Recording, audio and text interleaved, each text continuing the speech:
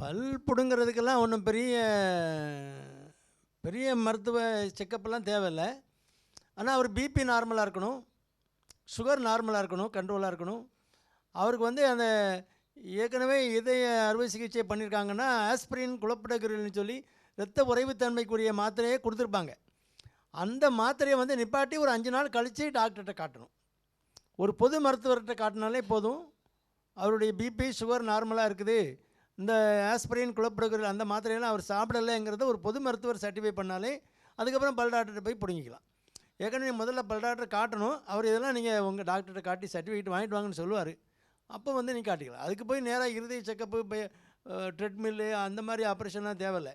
ஏன்னா முழு மயக்கம் கொடுத்து ஆப்ரேஷன் பண்ணுற ஒரு ஆப்ரேஷன் அப்படின்னா நீங்கள் சொன்ன மாதிரி இதே டாக்டர் பார்க்கணும். மயக்கம் கொடுக்குற மாதிரி கேஸுக்கெல்லாம் வேணும்.